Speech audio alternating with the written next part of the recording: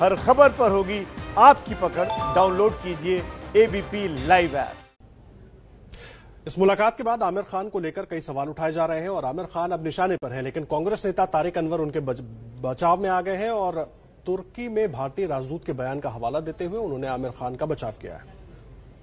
Film अभिनेता आमिर खान का तुर्की जाना और वहां पर तुर्की के राष्ट्रपति की पत्नी से मुलाकात करना भारत में कई लोगों को अच्छा नहीं लगा है और वो लोग आमिर खान पर निशाना साध रहे हैं। मेरे साथ हैं कांग्रेस पार्टी के वरिष्ठ नेता तारिक अनवर जी।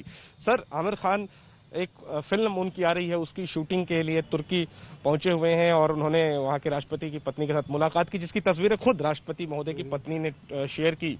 इसको लेकर के जो है वो राजनीति शुरू हो गई है और आमिर खान निशाने पर हैं तमाम संगठनों के लोगों के, और आमिर खान की निंदा की जा रही है उनके इस कदम को लेकर के।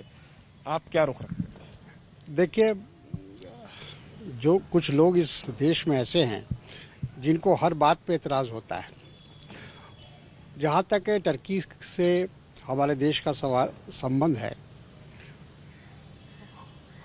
हमारा उनके साथ डिप्लोमेटिक संबंध आज भी कायम है। बिल्कुल। अगर ऐसी कोई बात है तो भारत सरकार को अपने डिप्लोमेटिक संबंध खत्म कर देना चाहिए।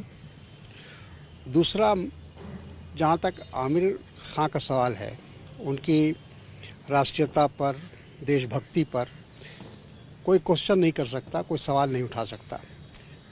उन्होंने मंगल पांडे जैसी फिल्म बनाई जो देशभक्ति पर आधारित थी और हमेशा उन्होंने देशभक्ति की बात की है। और ये जो कुछ लोग हैं जिनका जो कहा जाए कि उनकी जहनियत एक प्रकार से उनकी सोच बहुत संकीर्ण हो चुकी है। वो हर चीज़ को संकीर्ण आईने से देखते हैं और यही वजह है कि इस तरह की बातें की जा रही हैं आमिर खान के बारे में। अगर भारत सरकार को टर्की से अगर कोई शिकायत है तो वो डिप्लोमेटिक तरीके से बातचीत होगी, लेकिन उसके लिए उस मुल्क में कोई जाने से रुकावट तो नहीं की है। भारत सरकार अगर ये कह दे कि हाँ वहाँ नहीं जाना है भारतीयों को और उसके बाद वो जाते हैं तो यकीनन ये ऑब्जेक्शनेबल था। लेकिन जब हमारा उनका आने जाने का सिलसिला जारी है और एक कल्चर ट्रूप लेके वो वहाँ गए हैं और वहाँ के जो भारतीय दूतावास है वो उसको अप्रिशिएट कर रहा है और ये कुछ लोग यहाँ बैठकर निंदा कर रहे हैं सिर्फ इसलिए उनका नाम आमिर खान है। तो आप तारिक अनवर को सुन रहे थे, आमिर खान का बचाव कर रहे हैं, लेकिन वहीं बीजेपी के नेता हैं, सांसद भी हैं, मनोज तिवारी, वो सवाल उठा रहे हैं आमिर खान पर और कह रहे हैं कि आमिर खान को सामने आना चाहिए। इस पूरे मामले पर अपनी स्थिति आमिर खान को खुद स्पष्ट करनी चाहिए। मनोज जी, आमिर खान तुर्की के राष्ट्रपति की पत्नी के साथ बैठे हुए हैं, चर्चा कर रहे हैं। सवाल ये उठना शुरू हो गया सोशल मीडिया पर, खासतौर पर कि 15 अगस्त को देश यहाँ स्वतंत्रता दिवस मना रहा है और आमिर खान वहां बैठ करके तुर्की की राष्ट्रपति की पत्नी के साथ बैठ करके चर्चाएं कर रहे हैं। क्या चर्चाएं हो रही हैं? मैंने जैसे ये समाचार सुना, मैंने इसकी थोड़ी जांच पड़ताल करी तो न्यूज़ तो सही है कि वो तुर्की की राष्ट्रपति के पत्नी के साथ मिले हैं, स्वतंत्रता दिवस पे मिले हैं। अब इसके पीछे जो बातें हैं उसको याद रखना है। जब हमारा देश ये निर्णय करता है कि हमारे देश में CAA कानून के तहत जो लोग प्रताड़ित हैं धार्मिक रूप से कहीं और स्टेट में, वो आए तो हम उन्हें, जो आ चुके हैं उन्हें हम शरण दे रहे हैं, नागरिक बना रहे हैं। इसका विरोध पाकिस्तान तो करता ही है, तुर्की भी उसका विरोध करता है, तुर्की पाकिस्तान का सपोर्ट करता है। एक ऐसे मुद्दे पर जो भारत का मामला है और भारत का ऑलरेडी बंटवारा हो चुका है, धर्म के आधार पे बंटवारा हो चुका है, जो बंटवारा हम नहीं चाहते थे, बड़े सीने पे पत्थर रख करके भारत के लोगों ने वो बंटवारा सहा।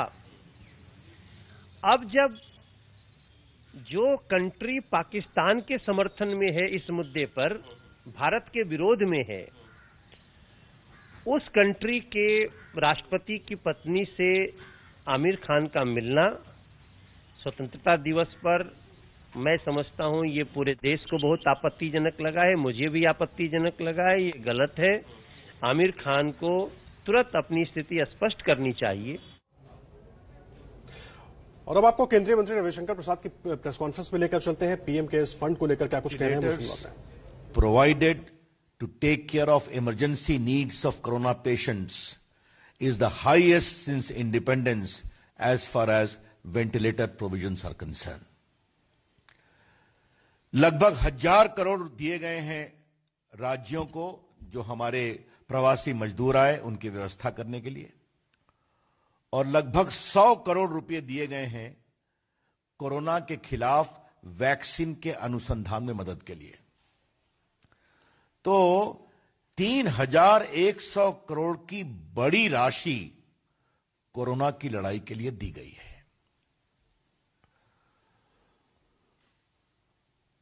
हमारे पार्टी के मंच से आपको बताया गया है और मीडिया में भी आया है कि किस तरह डॉक्टर मनमोहन सिंह की सरकार के समय राजीव गांधी फाउंडेशन को एनडीआरएफ से पैसे दिए गए थे।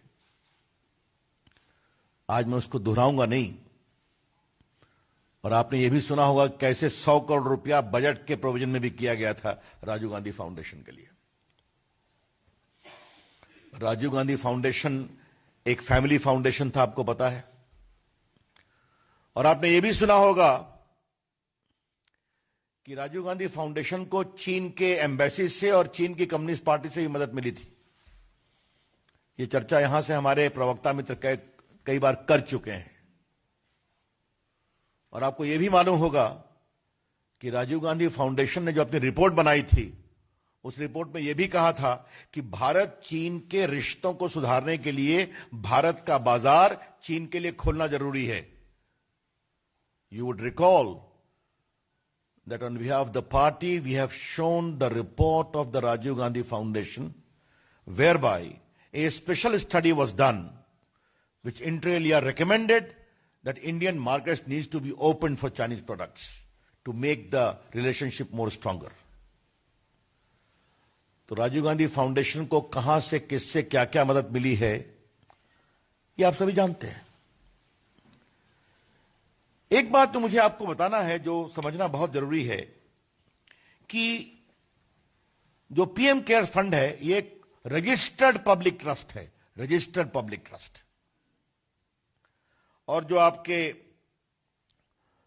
Prime minister national relief fund है जिसे कहते हैं पीएमएनआरएफ, ये 1948 में बनाया गया था by an oral observation of the then prime minister.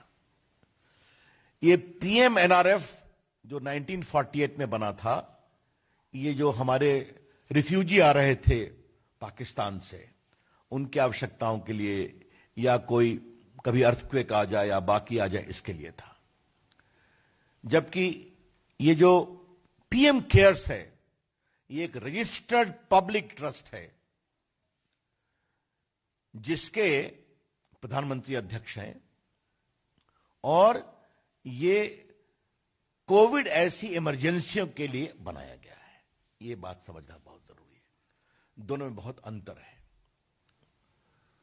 अब मुझे आपको बताते हुए कभी कभी आश्चर्य भी लगता है, मैं नाम तो नहीं लूंगा, कि ये जो पीएमएनआरएफ है इसके एक कांग्रेस के बहुत सक्रिय सीए जो मंत्री भी थे, थ्रू आउट सीए वही रहे।